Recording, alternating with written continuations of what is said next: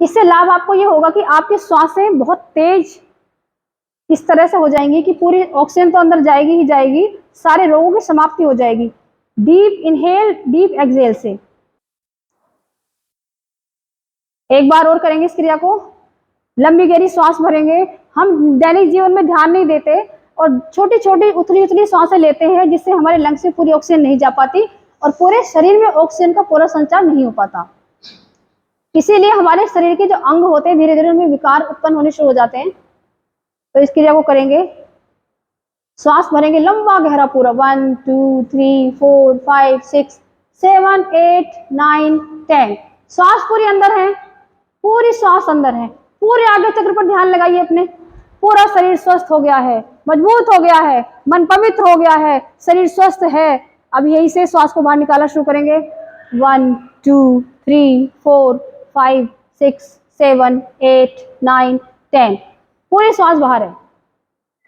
जब आपको लंबी गहरी श्वास का अभ्यास होने लगेगा और सिद्ध हो जाएगा तो श्वासों पर आपका नियंत्रण हो जाएगा, और श्वासों पर नियंत्रण होते ही पूरे संपूर्ण जीवन पर आपका नियंत्रण हो जाएगा। आप अपने राजा स्वामी बन जाओगे, सारे दुखों से निवृत्ति हो जाएगी।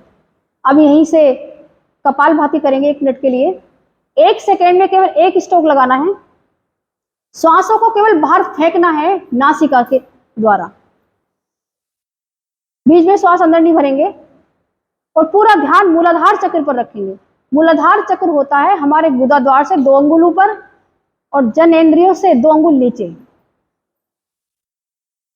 और मूलाधार चक्र की रचना कैसे होती है? 4 कमल के दल बने हुए हैं, उनके बीच में वर्गाकार आकृति है, वो है मूलाधार। उसके अंदर अधोमुख त्रिकोण बना हुआ है, वो है पृथ्वी तत्व जिससे सबकी उत्पत्ति हुई है हमारी। और उसके अंदर भी है शिवलिंग, जिसे कहते हैं ना शिव जी महाराज, शिव जी भगवान, वो शिवलिंग हमारे अंदर हैं। और उस शिवलिंग के चारों ओर सर्प की तरह कुंडली बनाकर क्या बैठी है? दिव्य ऊर्जा हमारी, जिसे कहते हैं कुंडलिनी शक्ति। 3.5 घेरे लपेटे लेके वो बैठी हुई है। और जब आप मूलाधार चक्र में ध्यान लगाओगे तो धीरे धीरे वो जागने लगेगी, और जब वो जाग जाएगी तो आप नर से नारायण बन जाओगे।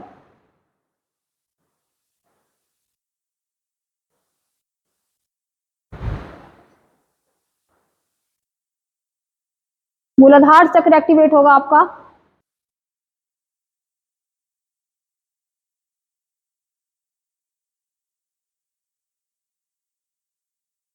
यहीं से करेंगे, स्टार्ट करेंगे बाह्य प्राणायाम। पूरी लंबी गहरी श्वास बाहर छोड़ दें, नासिका के द्वारा, अपने मुंह के द्वारा पूरी श्वास बाहर हो। और उसके बाद आपको करना यह है कि पहले मूलबंध लगाना है। मूलबंध कहते हैं अपने निष्कासित दोनों अंगों को, जो नीचे की तरफ है गुदाद्वार और मलमूत्र निष्कासन वाले दोनों अंग, उनको पूरा खींचना है अंदर की ओर। और खींचने के बाद ऊपर की ओर खींच लेना है। और उसके बाद दूसरा बंध लगाना है, उड्डयन बंध कहते हैं। नाभि वाले हिस्से को अंदर खींचना है, पेट को अंदर खींचना है पूरा। जब भी पेट अंदर खींचोगे हमेशा सांस बाहर निकली होनी चाहिए। उसके बाद गर्दन को जो चिन्ह होती है, चिन्ह यहाँ पर लगाएंगे कंठकूप में, लेकिन वही लगा सकते हैं जिनकी गर्दन में पेन ना हो, जिनको सर्वाइकल स्पॉन्डिलाइटिस ना हो। तो तीनों बंध लगा लो, तीनों बंध।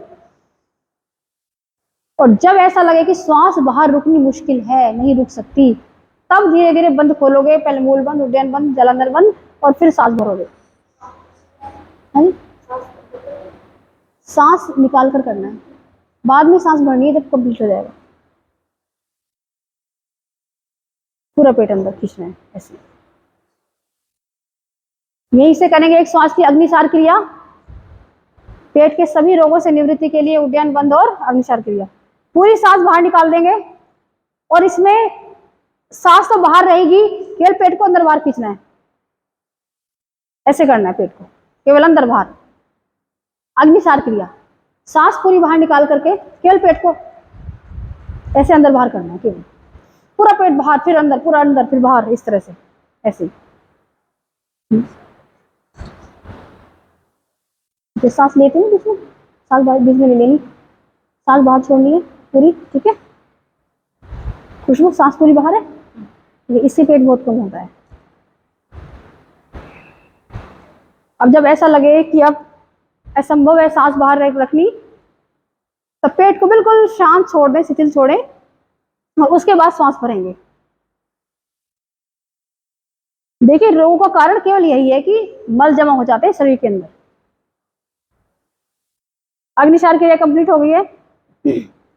उसके बाद 5 श्वासों का चक्र पूरा करेंगे, अनुलोम विलोम का। प्रारंभ करेंगे राइट साइड से, ऐसे करके यहां से अनुलोम विलोम राइट तरफ से ऐसे प्रारंभ करो, ठीक है। राइट तरफ लगा लिया थम, लेफ्ट साइड से श्वास भरो, ठीक है। श्वास भर ली, अब इसे बंद किया, लेफ्ट साइड को देखो ऐसे, राइट से श्वास बाहर निकाली, देखो इससे रिंग फिंगर से, रिंग फिंगर से ऐसे ऐसे। फिर जिससे बाहर निकाला है सांस, उसी से वापस लेके जाना है। सांसों की आवाज नहीं आनी चाहिए।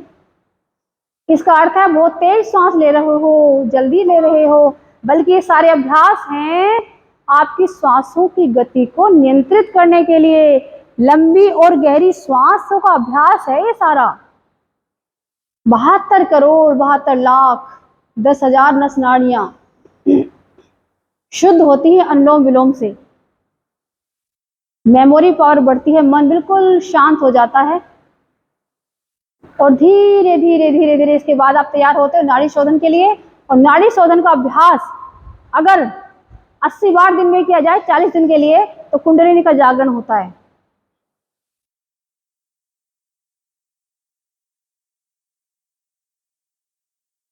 पांच चक्र पूरे करके वापस आना है सबको।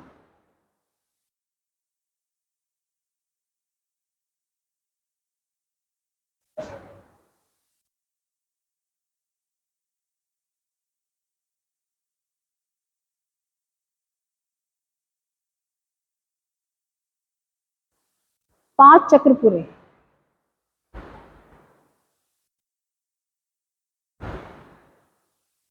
पांच चक्र पूरे हो गए।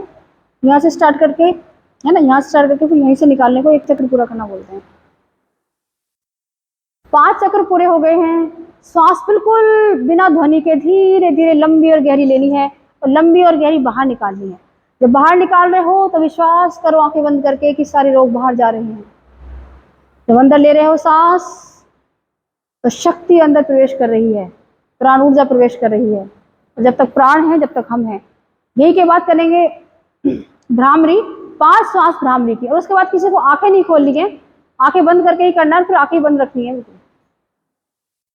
लंबी गहरी श्वास भरते हुए, पहली उंगली यहाँ पर, पहली फिंगर यहाँ, सेकेंड वाली यहाँ, दबाना कहीं से नहीं है, सेकेंड वाली यहाँ रहती है यहाँ पर, और थर्ड वाली यहाँ रहती है ताकि ऊं की ध्वनि निकले। यहाँ यहाँ दबाना नहीं होता, हल्का सा टच करना होता है, और इसको ऐसे इंडिपेंडेंट छोड़ देते हैं। ठीक है, बिल्कुल ठीक है। कानों को यहाँ से बंद करना, ऐसे करके, ऐसे ये टिप जो है अंदर की तरफ नहीं, नहीं, इस कैप से, कानों में कैप बनी हुई है ना क्या, इसी को बंद करना होता है। दांत किसी के मिले नहीं होने चाहिए। भ्रामरी में दांतों को दूर रखना एक दूसरे से।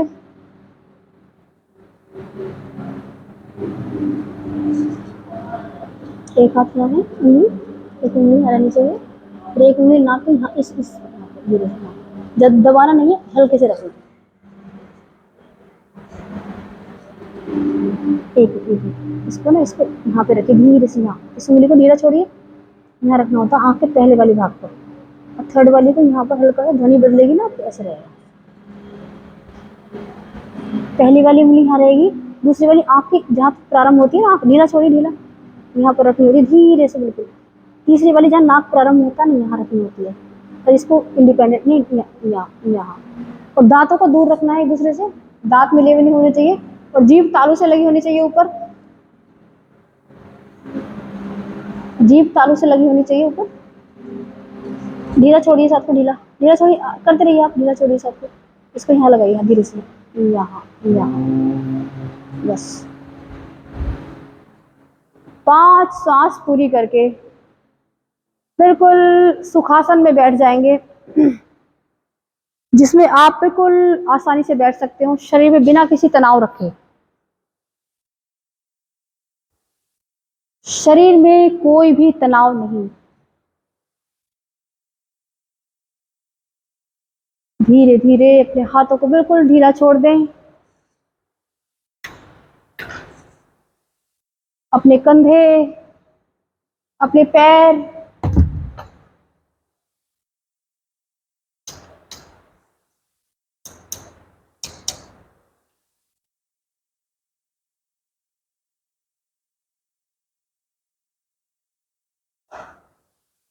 3 शरीर है, सभी की आंखें कोमलता से बंद रहेंगी, केवल 2 मिनट के लिए है, सभी की आंखें कोमलता से बंद रहेंगी। कारण शरीर, सूक्ष्म शरीर और स्थूल शरीर। जो आपको दिख रहा है इस समय केवल आपको स्थूल शरीर दिखाई देता है अपना, लेकिन जैसे कहते हैं ना त्रिनेत्र, शिव जी का तीसरा नेत्र, तो शिव जी का तीसरा नेत्र है वो दोनों आईब्रो के बीच में भूमध्य में बताया जाता है। जैसे मैंने अभी आपको बताया था शिवलिंग आपके अंदर है, जिस शिवलिंग को पूरी दुनिया में आप ढूंढ रहे हो वो शिवलिंग आपके अंदर मूलाधार चक्र में स्थित है, और सर्पाकार कुंडलिनी वहां पर है, और सुषुम्ना का द्वार बंद है, इसीलिए आपकी शक्तियां जागृत नहीं हो पाती। क्यों किसी किसी की शक्तियां जागृत होती हैं और उसके पास लोगों की भीड़ लग जाती है? क्योंकि मलों ने आपके स्वास्थ्य को ढक लिया, जो इतनी मन की चाहते हैं उन्होंने ढक लिया, इच्छाओं ने ढक लिया है आपकी शक्तियों को। जिस तरह हम दर्पण के सामने खड़े होते हैं और उस पर धूल होने के कारण हम दिखाई नहीं देते, परंतु जैसे ही धूल साफ कर दी हम दिखाई दे जाते हैं। दर्पण भी वही है, हम भी वही हैं। इसी प्रकार आपके अंदर सारी शक्तियां, अखंड ज्ञान, अखंड आनंद, अखंड प्रेम, अखंड स्वास्थ्य और अखंड शक्ति, पांचों का स्रोत आपके भीतर है, परंतु ढका हुआ है। ढका हुआ क्यों है? मैंने सारी 5 स्तरीय साधना के बारे में कक्षा में पूरा बताया था, और किसी दिन बता दूंगी। 5 स्तरीय साधना होती है जिसे पांचों को का प्राकट्य हो जाता है। इन पांचों का जो आपके अंदर मौजूद हैं, जो ढकी हुई है, दबी हुई है, उनका प्राकट्य, वो प्रकट किस प्रकार होंगी, आपको उनका लाभ कैसे मिलेगा, वो साधना पौरी में बता दूंगी आपको। अब सूक्ष्म शरीर के द्वारा अपने सामने बैठ जाओ और अपने स्थूल शरीर को देखो, बिल्कुल शांत बैठ जाओ 1 मिनट के लिए और धीरे धीरे अपनी सांसों को देखो, सांसें अंदर कैसे जा रही हैं, बाहर कैसे आ रही हैं। ये सांसें जैसे ही रुकेंगी शरीर खत्म हो जाएगा, यानी कि जीवन समाप्त, मिट्टी बन जाएगा। तो इन सांसों को धीरे धीरे देखो पहले, केवल ना तो अपने आप भरनी है ना छोड़नी है, केवल देखनी है, केवल दृष्टा बनना है, साक्षी भाव से, कर्ता नहीं बनना। जब मैं था तब हरि नहीं, अब जब हरि है तो मैं नहीं। अपने आप का विलय कर देना है, बिल्कुल अहम का विलय करना है इस समय।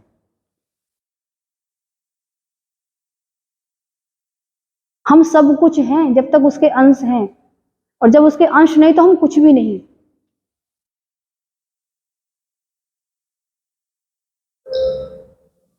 एक मिनट के लिए अपनी आपको बिल्कुल नहीं हिलाएंगे, स्थिर बैठना है बिल्कुल। कुछ भी हो जाए, कुछ भी हो जाए, मच्छर काटे कुछ हो, बिल्कुल नहीं हिलाएंगे। अगर काटेगा भी तो खुजली होगी भी तो अपने आप शांत हो जाएगी। अपने अंदर चले जाओ, धीरे धीरे आगे चक्र से होते हुए अपने अंदर जाना है आपको। देखो वहां पर क्या दिखाई देता है, क्या सुनाई देता है, बिल्कुल शांत अपने अंदर जाना है आपको।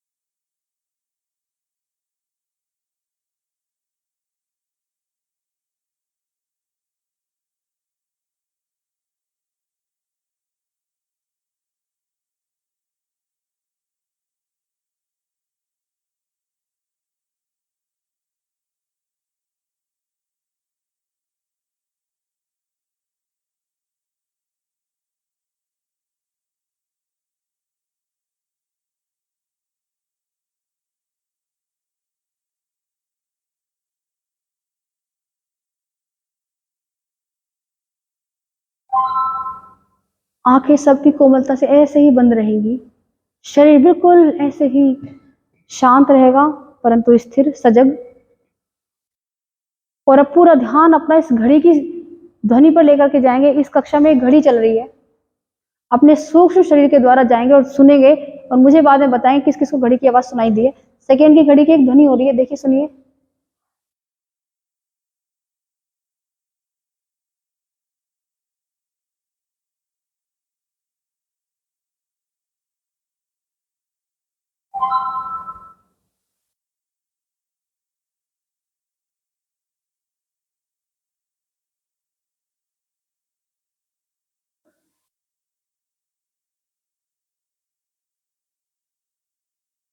धीरे धीरे अपना ध्यान अपनी सांसों की तरफ लेकर आए। सांसें देखिए कितनी शांत है, मन बिल्कुल शांत, जिन जंजीरों में जकड़ा था वहां से छूट गया। यही मुक्ति है।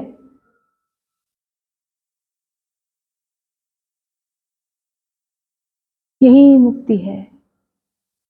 जहां आप हो वहां आपका मन, जहां आप हो वहां आपका ध्यान, यही मुक्ति की साधना है और यही निरंतर बने रहना मोक्ष है।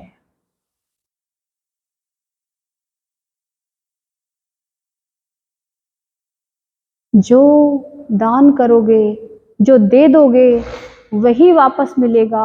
हमेशा ध्यान रखना। अगर अच्छा चाहते हो अपने लिए तो अच्छा ही देना, बुरा दोगे तो बुरा वापस आएगा कई गुना होकर। व्यक्ति कभी किसी के भी साथ बुरा नहीं कर सकता। जो भी वो कर रहा है कर्म, सारा अपने लिए कर रहा है, यही सब उसे वापस मिलना है। तो ये सोचकर कोई काम मत करो कि मैं ये कर रही हूँ या कर रहा हूँ तो इसका फल दूसरों को मिलेगा। नहीं, वो सब आप ही को वापस आना है। किराए के मकान में आए हो, ये सब आपसे छीन लिया जाएगा एक दिन। जिस शरीर को लेकर के जब गर्भ से जन्म हुआ था तो शरीर लेकर के दुनिया में आए थे, परंतु जब जाओगे तो और कुछ नहीं, शरीर भी साथ नहीं जाने वाला। धन धान्य, अच्छा भोजन, समृद्धि, उसको सही तरीके से इस्तेमाल करना सीखो ताकि स्वयं तुम्हें रोगी ना बनाए, मानसिक रोगी ना बनाए, शारीरिक रोगी ना बनाए। आपके पास धन धान्य इतना है, सुख सुविधाएं इतनी हैं, तो उनको इस तरह से प्रयोग करो, उपयोग करो कि स्वयं का शरीर स्वस्थ रखो और दूसरों का भी सहायता कर सको।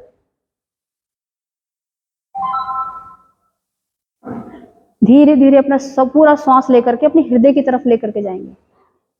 जिसका मन बिल्कुल पवित्र होगा उसको हृदय की ध्वनि पूरी सुनाई देगी। जिसके मन में जाल उलझन नहीं होगी, जिसके मन के अंदर कोई विकार नहीं होंगे, उसको पूरी हृदय धड़कन सुनाई देगी। सुनने की कोशिश कीजिए हृदय कैसे पंपिंग करता है।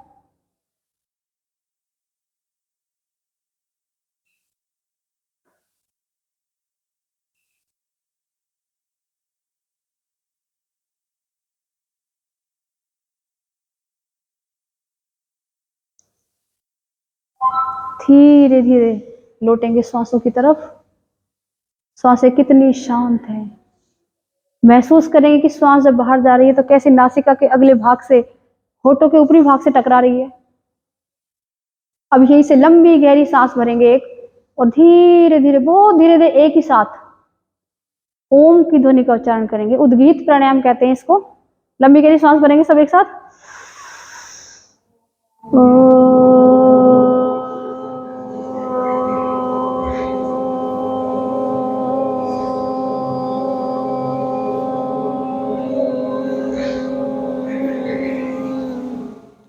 ओम शांति शांति शांति। ओम।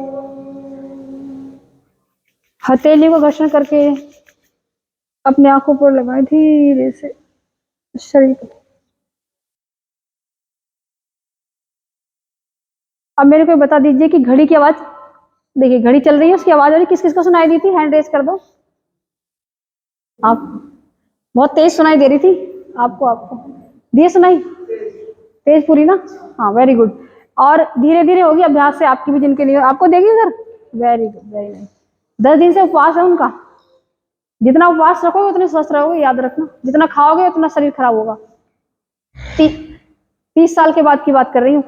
और उसकी हृदय की धड़कन किस किस को सुनाई दी है? अच्छा, हृदय की धड़कन पे ध्यान लगाओगे तो हृदय कंट्रोल में आना शुरू हो जाएगा। कभी भी हार्ट बीट में प्रॉब्लम नहीं आएगी। धीरे धीरे अभ्यास से होगा सब।